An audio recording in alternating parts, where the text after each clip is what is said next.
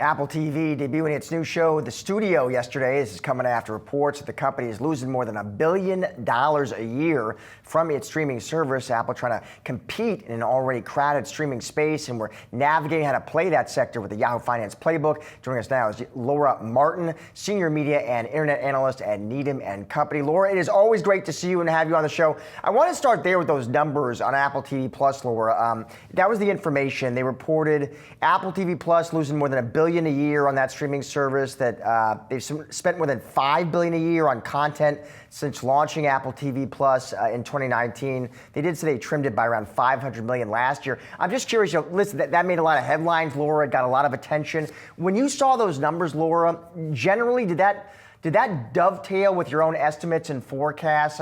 Did you believe those numbers? I did, and I think it's indicative of the fact that Apple is not really in the streaming business, that it's a hobby and not actually a strategic commitment, because Disney's spending $32 billion a year on its content budget, including sports. Netflix is spending $20 billion a year-ish. Warner Brothers is up at the $30 billion level. And here's Apple spending $5 billion. If news reports are right, they're spending $4.5 billion, and they're losing $1 billion of it. So they're not really a player in this space. They're dabbling, I would say. And is that hobby for it worth it? They've gotten some cultural buzz on some of the shows and whatnot. I guess my question is, what does it do for them? So I think the problem is that what they're going to fight for is engagement length. And what's really great, they have 45 million subscribers, we estimate, for their streaming service. And those 45 million subscribers, typically, if you look at Roku's estimates or the old Vizio's estimates, of 3.5 hours a day just watching this kind of content. So if they do a good job of streaming, they can double or triple the amount of time spent on an Apple device, which makes people buy more Apple devices. So it could be very helpful, but a $5 billion spending limit is just really indifferent. And they make a $90 billion of free cash flow a year.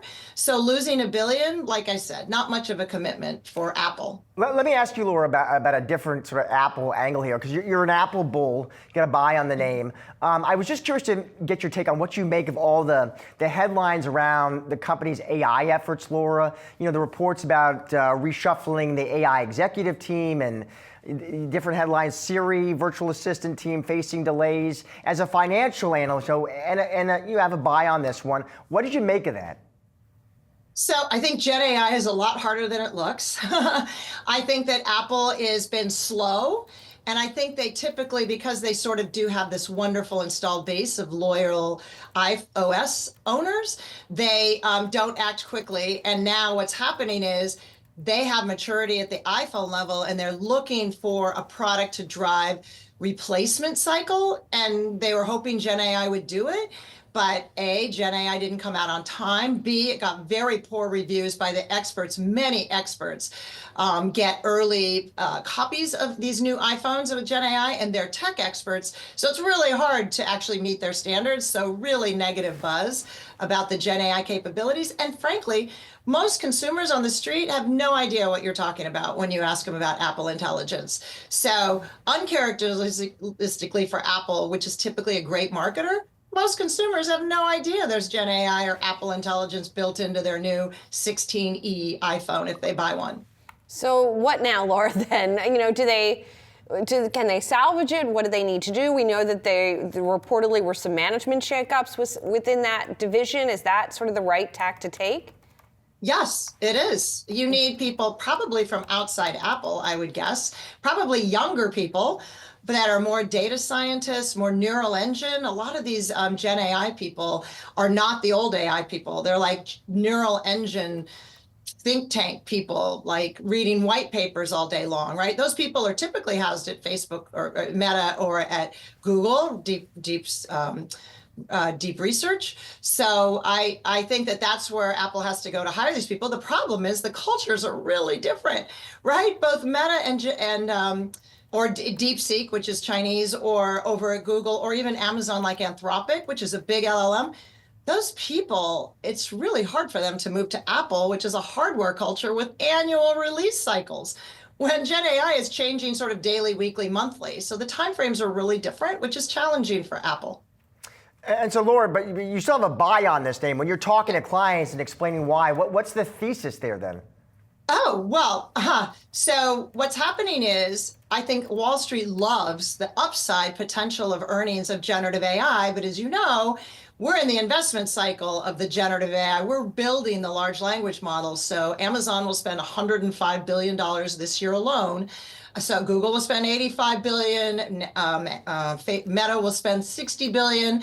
So you're in the investment cycle. If you think that Gen AI is overhyped or too early or going to take longer than people think, Apple is a wonderful place to hide. Their CapEx is at 12 billion. It hasn't moved in 3 years. So it's and they're generating $90 billion of cash flow, which they're using to buy in your shares, not invest in generative AI. So if you think that Gen AI is overhyped, then Apple is a wonderful place to hide. Well, and people have a lot of reasons to look for hiding places right now as well, Laura, for sure. To bring it back to the streaming conversation, there's one other name I wanted to ask about, and that's Amazon. And likewise there, this is a company where streaming is not its main business. It is spending money on doing it. Do you think that they're getting an ROI from doing that? Yes, but I think Amazon are really world-class business people. So they look at that ROI holistically. They look at it as can we attract additional Prime subscribers? Can we make more ad revenue, which has an 80% profit margin, right? They've built a $56 billion ad revenue business, actual for 2024, in 5 years.